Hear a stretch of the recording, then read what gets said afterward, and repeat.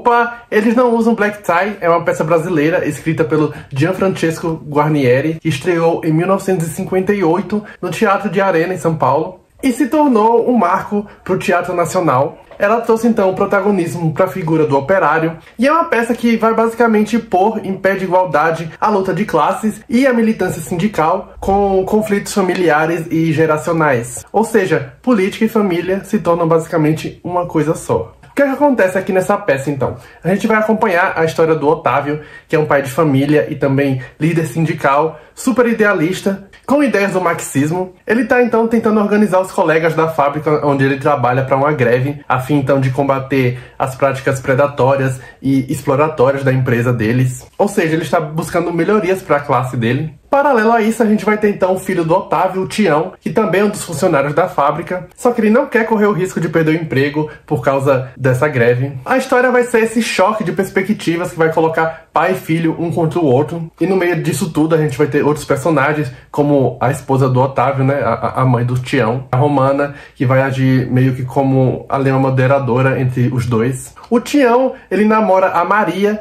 que é uma moça que se descobre grávida dele, então eles resolvem marcar o casamento. E o que acontece é que ele passou alguns anos da infância dele com alguns parentes distantes que têm melhores condições de vida que os pais dele. E por causa disso, o Tião ele tá sempre fantasiando, literalmente, com a ideia de ascensão social, com ter uma vida mais confortável, longe daquele lugar miserável, sem precisar trabalhar em fábricas. Então, de um lado, a gente vai ter esse filho que é acusado pelo pai de ser covarde e entreguista e traidor da própria classe. E do outro lado, a gente vai ter o filho que acusa o pai de ser sonhador demais e de ser irresponsável. Afinal, o Tião, ele acredita que essa militância do pai dele é a grande causa da miséria em que eles vivem hoje. Lembrando, então, que essa peça ela vai se passar no Rio de Janeiro, ali nas favelas do Rio de Janeiro, nos anos 50. E naquele período o Brasil estava passando por muitas mudanças, com a industrialização que trazia muita gente do campo para a cidade, que acabava formando então novos grupos de trabalhadores urbanos. E de fato existia essa repressão política contra a luta dos trabalhadores que lutavam por direitos melhores. E é nessa época também que vai começar a se fortalecer os sindicatos.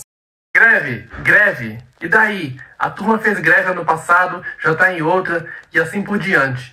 Tu consegue um aumento numa greve, eles aumentam produto, condução, comida, tudo. Tu tá sempre com a corda no pescoço.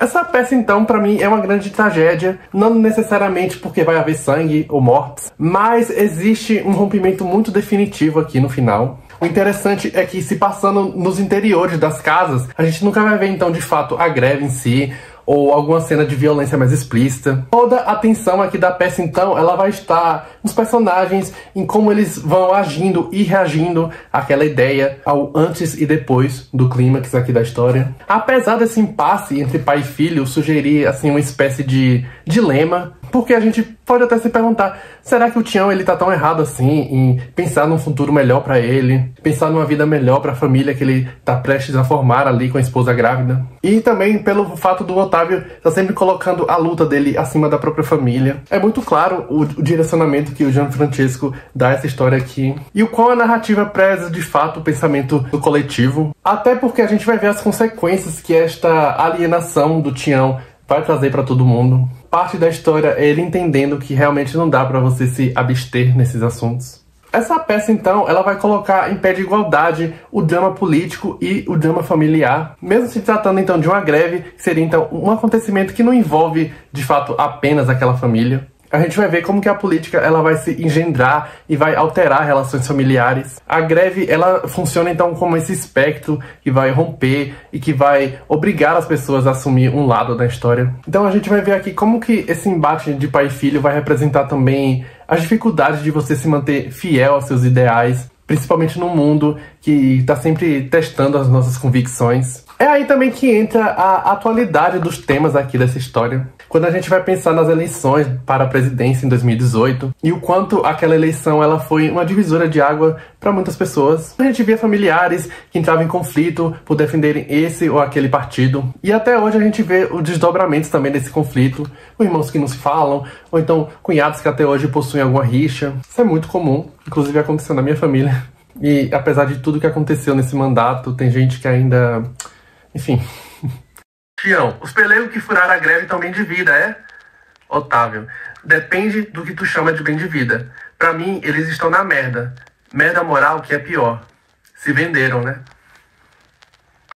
Essa é uma peça até bem curtinha. Nessa edição que eu tenho aqui da editora Civilização Brasileira, ela tem 108 páginas, e se eu não me engano, a montagem dela gira em torno de 1 hora. E foi feito também um filme a partir dessa peça nos anos 80, que foi dirigido pelo Leon Hirschman. É um filme bem conhecido, ele tem a Fernanda Montenegro no elenco, tem também o Milton Gonçalves, a Beth Mendes, e o próprio Gianfrancesco, o autor aqui da peça, né? Ele participou da primeira montagem dela, interpretando o Tião, né? O filho. E no filme, que foi feito quase 30 anos depois, ele aparece como o Otávio, o pai.